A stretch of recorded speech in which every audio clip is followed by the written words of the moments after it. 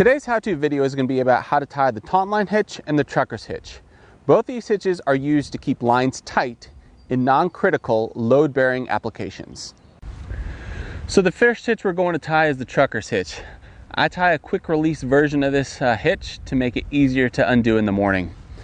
I've set up this P-cord here, already run up to my fixed object, so that it's secure in place. It could be on a tree, part of the on the tent as a guy line, but it's already secure in place with a fixed knot.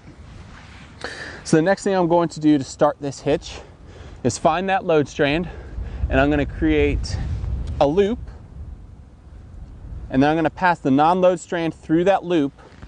So I've created a slip knot, so we can see that knot, how it's slipping. I'm going to take the non-load strand again, put it around the other object that I'm going to be tying it on. It could be a tree, in this case it's a tent peg. I'm going to take the non-load strand, pop it up through that loop that I just created, and I'm going to pull tight. Once I've pulled tight, I'm going to create another loop and pass a bite through that loop. And that's the trucker's hitch. The line's nice and taut.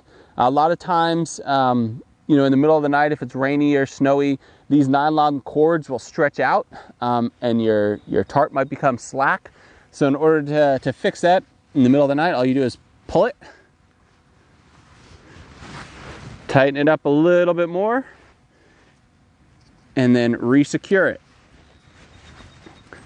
So it's a quick release hitch, very easy to use.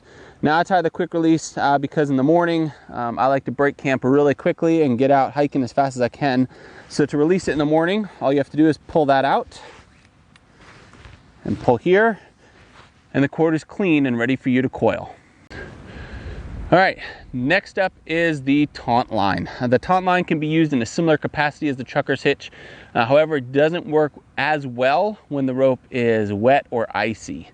Keep that in mind because it works as a friction hitch, much like a prusik or an auto block, instead of a self-standing hitch.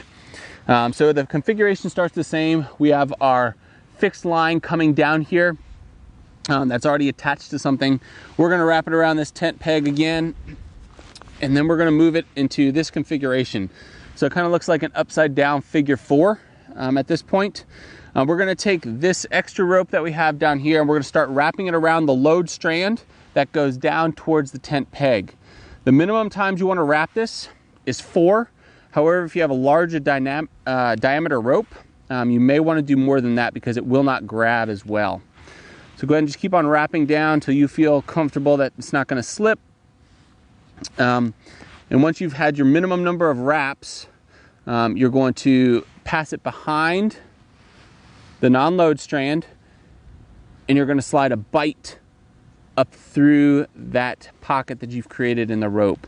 There are other variations of this. Again, I tie a quick release variation because I like to get out of camp quick in the morning, and I just pull enough tail through that I know it's not going to slide out. So this is pretty loose and flimsy, so to tighten it up, all I'm going to do is grab the load strand on the interior of the bottom loop, and I'm going to slide it up, slide that hitch up until it's nice and tight. So now it's nice and tight. Again, this is super adjustable, so in the middle of the night, if the cord stretches out or something like that, you can slide it up, and it should work. To release this, again, you have this end of the cord, and you just kind of pull, and the whole thing just kind of comes apart so that you can coil it up in the morning and break camp quickly. So that's the trucker's hitch and the Taunt Line. Those are both very versatile hitches to use in the backcountry. If you want to see any other knots, hitches, tech tips on this Instagram account, just shoot us a DM and we'll get right to them.